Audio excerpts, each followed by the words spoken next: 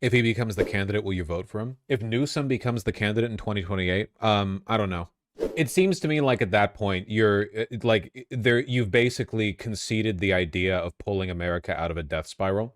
You like the idea after so much harm has been done to the country, that's the best you can procure as an insult.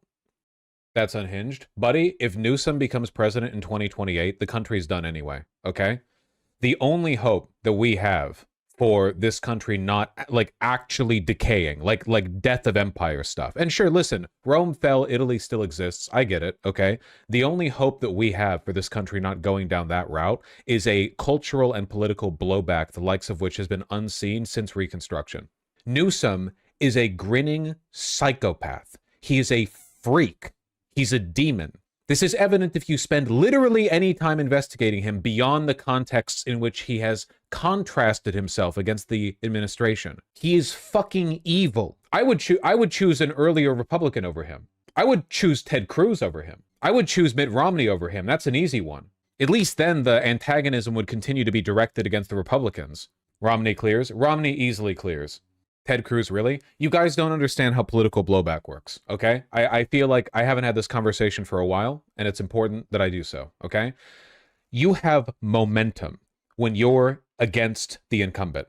The incumbent gets the benefit of incumbency. The person who is not the incumbent gets the benefit of representing change, okay? The Democrats have contributed to where we are right now. The Democrats have, through their weakness and incompetence, through their compliance to capital and to Israel, they have led us to the point that we are at right now. The Democratic Party, as it exists today, is unfit to lead the United States. If they lead the United States in their current form, do you know what will happen 4 years later? More of the same, worsening. I don't want, listen, we are falling down a pit right now. I don't want a Democratic candidate who can dig their fingernails into the wall and slow the glide for a bit before we continue to plummet the next election, okay? I want to get out. If Newsom is the guy they choose, it will lead to a generational dismissal of the Democrats that will make what happened to Biden look like nothing. You guys remember how Trump's first term, everyone was super woke because everyone disliked Trump in office? Why do you think everyone went anti-woke after Biden took office? Because Biden was a generationally unpopular, ineffective, unliked, incompetent leader who gave everyone a reason to be galvanized against Democrats. There's a reason why support for Democrats plummeted under Biden's term, not under Obama's or Trump's. You'd think, if anything, it would be the opposite. Under Trump's first term, Democrats would be disillusioned because of Hillary Clinton's loss, which, don't get me wrong, they should be. They should have been and they should be, okay? But Biden cemented a bad tendency. Biden offered nothing, essentially, to the people who followed him. And I'm not talking about policy. Policy is for losers. Policy is for nerds and virgins, okay? I'm talking about hope. I'm talking about momentum. I'm talking about the bully pulpit. I'm talking about the ability to stand up there and give people direction. That's what politics is, okay? Policy, law, these are for bureaucrats. These are for technocrats. This is finagling. Do you think politicians write the laws? Are you stupid? They're written in consultation with legal experts, corporations, lobbyists, etc., who shape the law into its form. The politician's job is to be advocates for what they believe in, not to be law writers. So I'm not talking about Biden in the context of the the COVID stimulus checks or the bipartisan infrastructure bill or anything like that. I'm talking about him in the context of his leadership. What happened under Biden? Support for the Democrats plummeted. And now the reason we are in this shit pit right now is because we have two things: an empowered Republican Party and an extremely disempowered Democratic base who have no faith in their leaders, who have no willingness to try, no leaders to coalesce around, no hope, no vision for what's to come next. That's why back in the 2016-2017 era, resist libs were all the rage. Everyone was out there with their pink pussy hats. Nowadays, everyone's just trying not to die. Who did that? Biden did. Trump was the president during the era of energy and resist liberty. Biden took the hopes of the Democrats and squelched them. And it had nothing to do with policy. It was just a matter of energy and momentum. He was very bad at directing those things. Do you know what would happen to this country if the next guy they pitch for us is Newsom? Just think about it. It's like pulling a rubber band taunt.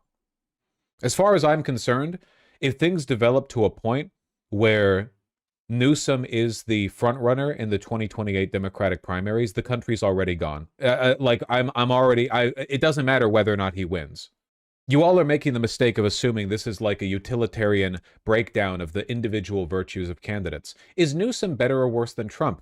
Don't be stupid. Newsom is better than Trump. But we're not analyzing these candidates in a vacuum. We're talking about the effect their candidacy has in the country. It's like pulling a rubber band taunt, you know? You've got one chance to snap it. It takes a long time to pull it back. 4 years, in fact. You want to make sure you've done a good job. If you waste it, barely any energy in it, the rubber band goes floppy. You know, it was worse than having done nothing at all and just continue to charge it, pull it back further. Remember how I've said before that Donald Trump should have won in 2020? Hillary Clinton should have won in 2016. The world would be a better place. But given that Donald Trump won in 2016, he should have won again in 2020.